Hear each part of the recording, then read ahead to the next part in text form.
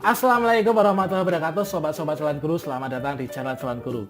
Adik-adik kelas 6 semuanya. Nah, di sini materi ini saya persembahkan untuk adik-adik kelas 6 SD maupun MI. Nah, di sini kita akan belajar materi, kemudian latihan soal dan kunci jawaban, yaitu untuk materi tematik kelas 6, tema 1, subtema 3, pembelajaran yang ke-6. Nah, bagaimanakah penjelasannya? Simak video ini sampai selesai ya.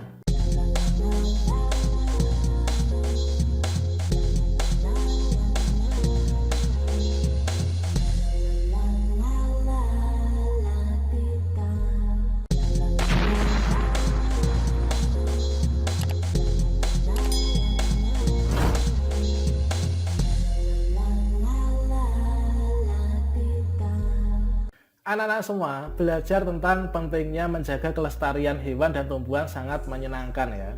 Kemudian kamu juga belajar cara membuat komik terkait mempraktekkan nilai-nilai Pancasila dalam kehidupan sehari-hari.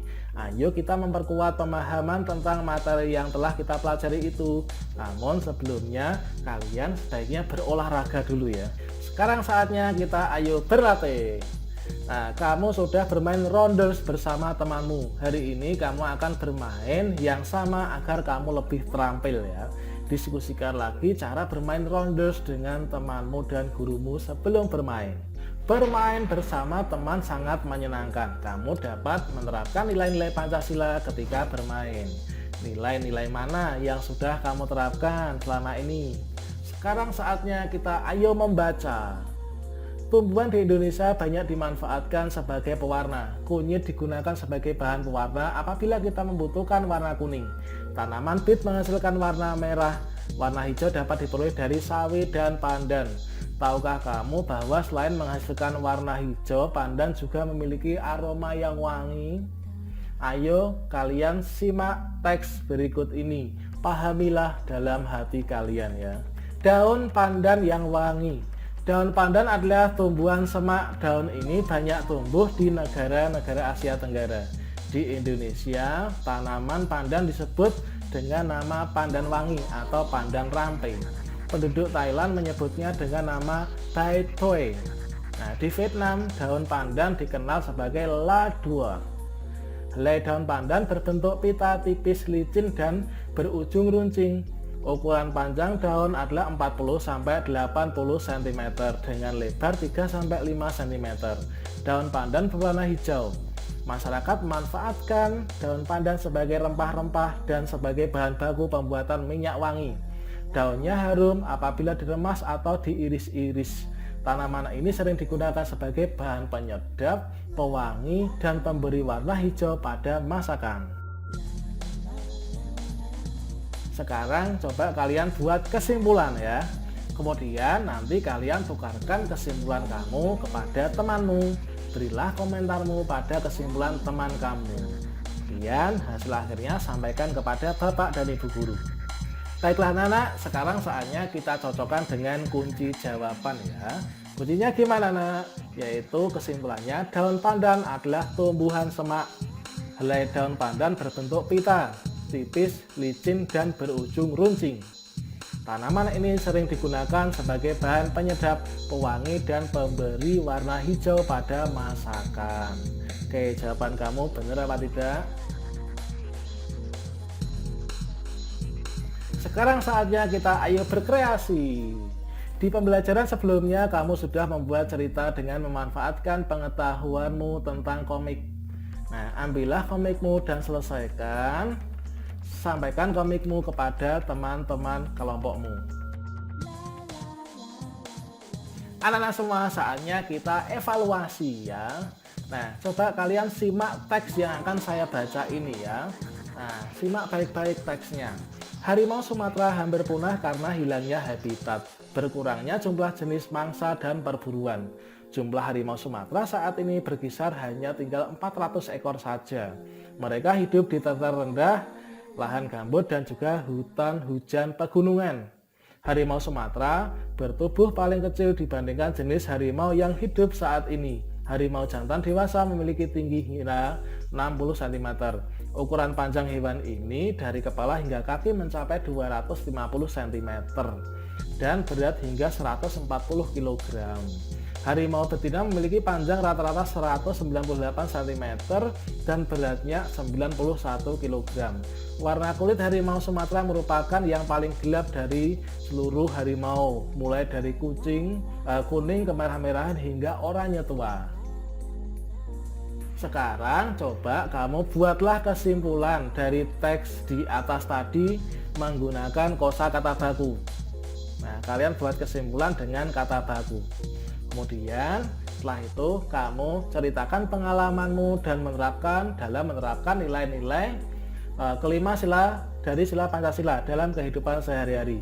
Jelaskan dengan singkat manfaat dan perilaku tersebut bagi masyarakat dan lingkungan sekitarmu. Berikutnya kamu jawab soal ini. Yang keempat ya, apa manfaat melestarikan hewan dan tumbuhan bagi kehidupan? Nah, bagaimana cara melestarikan hewan dan tumbuhan? Soal berikutnya, buatlah soal cerita dengan menggunakan operasi hitung campuran. Gunakan bilangan 3, 6, dan 7. Kamu bisa menggunakan tanda kurang, kemudian tanda tambah, dan juga tanda bagi. Kemudian yang nomor 6, sebutkan kegiatan ekonomi dari dua negara ASEAN. Nah, jelaskan hubungannya dengan kondisi geografisnya. Baiklah anak, sekarang kita cocokkan jawaban kamu dengan kunci jawaban saya ya.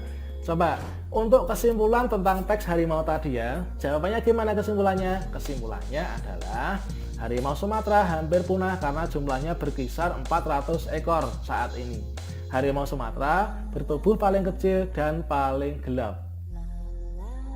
Kemudian soal nomor 3 yaitu tentang cerita pengalaman dalam menerapkan nilai sila Pancasila dalam kehidupan sehari-hari ya.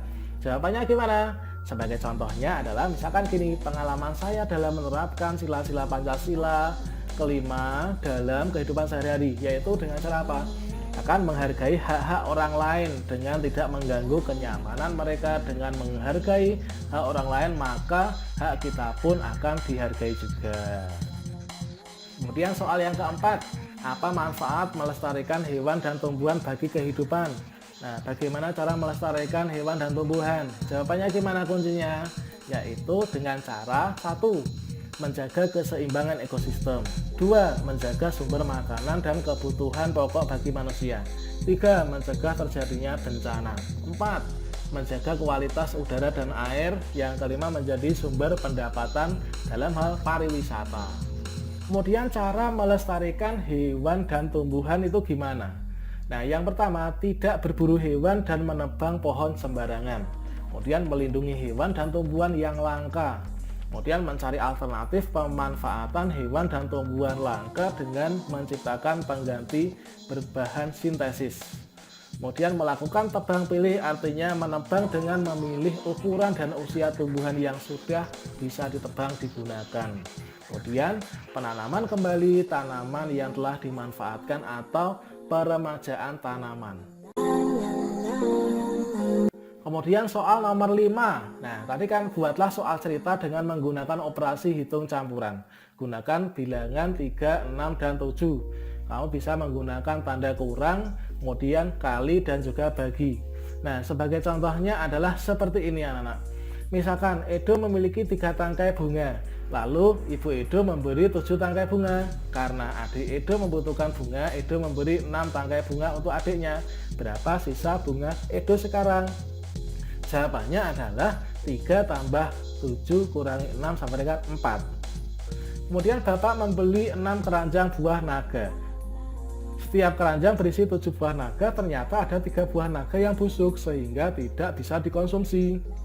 Berapakah jumlah buah naga Bapak yang masih layak untuk dikonsumsi?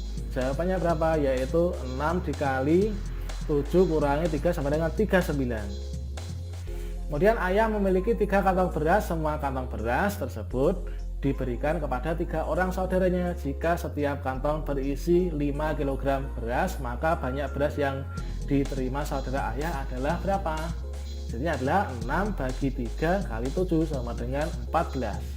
Berikutnya misalkan lagi Dayu memiliki 3 kaleng kelereng. Masing-masing kelereng berisi 7 butir kelereng. Kemudian kemarin Ibu Dayu memberi lagi sebanyak 6 butir kelereng. berapakah jumlah permen sekarang ya. Nah, berapa sekarang jumlah kelerengnya? 3 kali 7 tambah 6 sama dengan 27. Yang terakhir, ibu memiliki 7 sisir pisang. Setiap sisir berisi 6 buah pisang. Kemarin Benny memberikan 3 sisir pisang kepada saudaranya. Berapa buah pisang ibu yang masih tersisa? Hasilnya gimana? 7 kali 6 dikurangi 3 kali 6 sama dengan 42 dikurangi 18, hasil akhirnya 24. Kemudian sebutkan kegiatan ekonomi dari dua negara ASEAN, jelaskan hubungannya dengan kondisi geografisnya. Bagaimanakah pembahasannya? Silahkan kalian simak tampilan berikut.